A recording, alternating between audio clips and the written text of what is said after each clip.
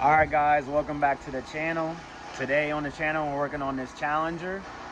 Now, this Challenger's got a fucking blown out diff, as you can see. We're pulling the diff out now and we're going to be installing a welded diff. The diff we're installing is the same diff that's coming out. It's a RT diff. So it's a 262 open differential. So what I did was I had an extra one. I opened it up and I welded all the spider gears together. And we're gonna swap this blown one out with this welded one. So on this video, I'm going to be showing y'all how to weld the diff and how to install a welded differential or any differential into a Challenger.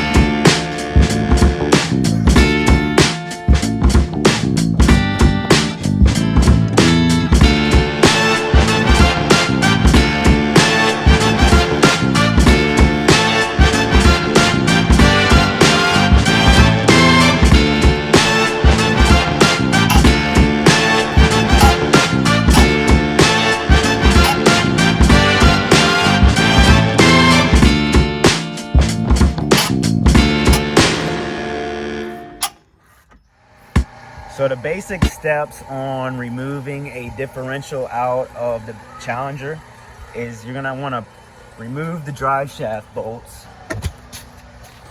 So you're gonna remove the bolts on the drive shaft, and then the next step is to remove the spindle. You're removing the spindle to pull the axle out. See, the axle on this diff is so blown that the axle will not slide out of the differential. So I'm just gonna have to somehow finesse this side out. So basically, you'd pull the spindle, then you take the axle out. As soon as you get the axle out, there's 4 bolts that hold the differential in. You drop the 4 bolts, and then the diff comes out. It's very easy. So axles, drive shaft.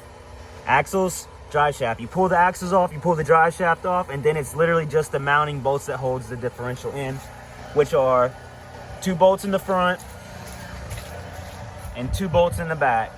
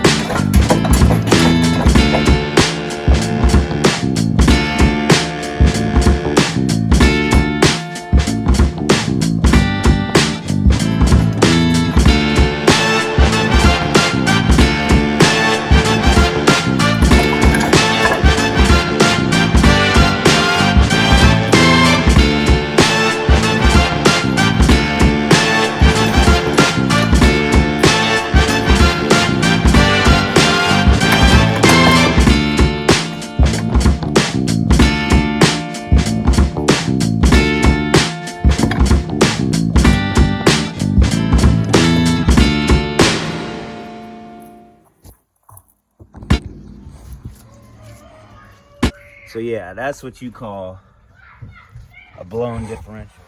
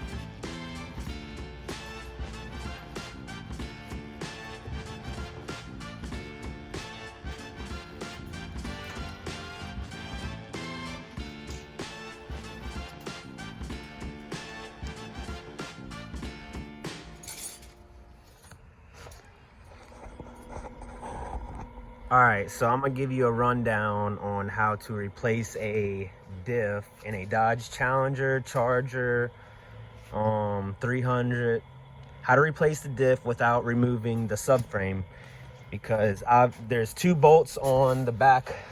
Look, we'll just go to this differential over here. I got these 2 bolts on the back. As you can see, bolt right here, bolt right here. Those 2 bolts go into the subframe, right? Subframe sits right here, bolts come in. Right here is the trunk, so you can't slide the bolt out, it'll hit the trunk. So there's a trick. See the 2 front bolts?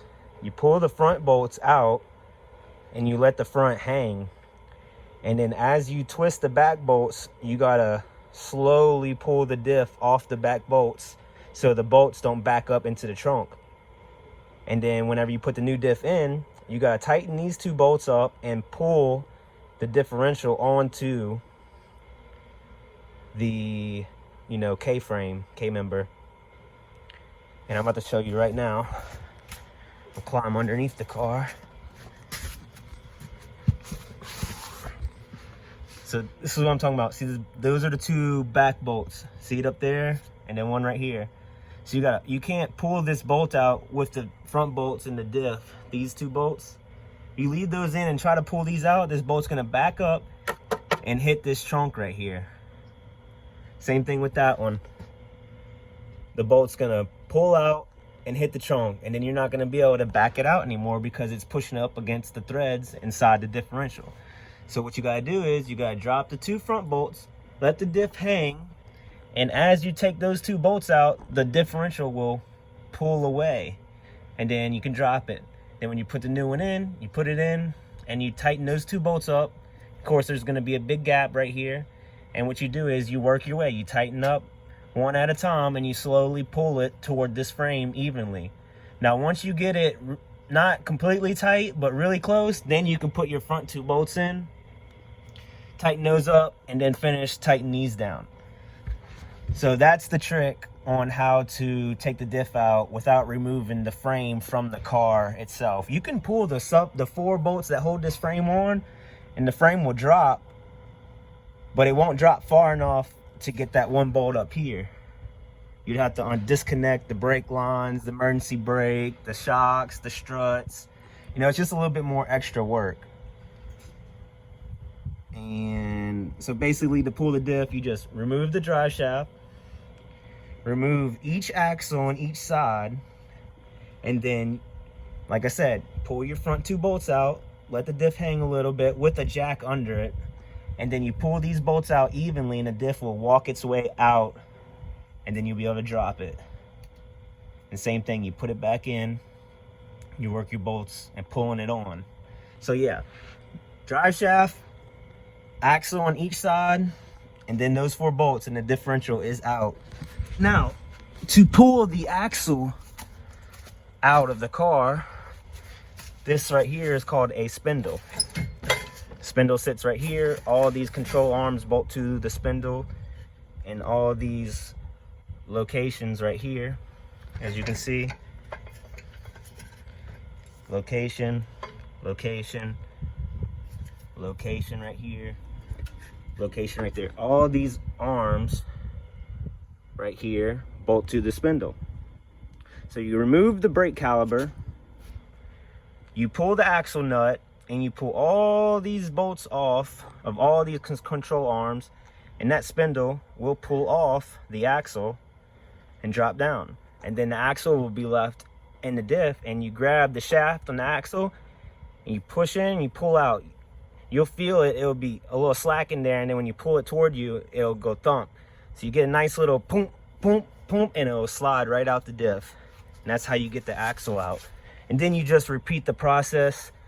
Put the axle in, slide the spindle on, bolt all the bolts in, bolt up the brake, and then obviously bolt on your wheel.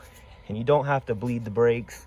We didn't take the brake line off the caliper at all, or nor did we take the emergency brake off the spindle. We had just enough room to be able to slide it off and around and let it hang. So just repeat the process to put it all back together. All right guys, it's the next day. I got the new axle in.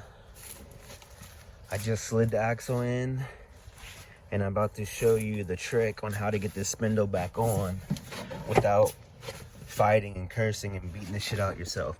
So it's really tight when you slide the spindle on this right here. And the reason for that is, see this little metal sleeve in there? Inside that bore right there, there's a metal sleeve. You see how it's sticking out? Well, when you bolt down the bolt slides that sleeve tight up against this. So whenever you go to take the spindle off, you're not gonna, and you pull this bolt out, you have to use the hammer and hit right here to be able to knock it off of this. So how are we gonna get that on here? Beat it back on? No.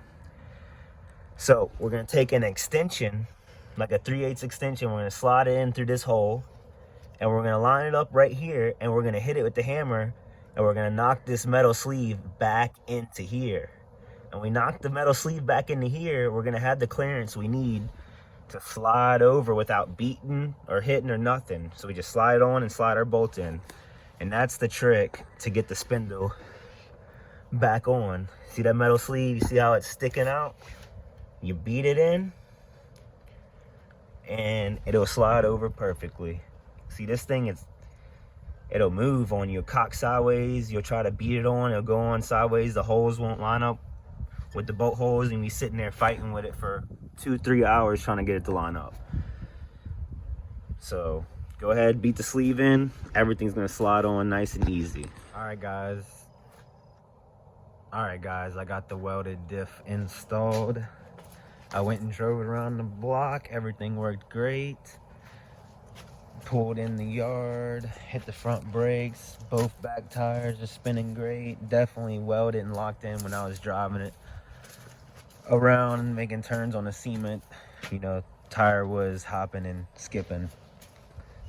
And I did gasket a little bit, and it did break both tires loose on the cement. But when the customer gets here, I will ask him to do a proper burnout for us in the cement, and I'll take a video for y'all.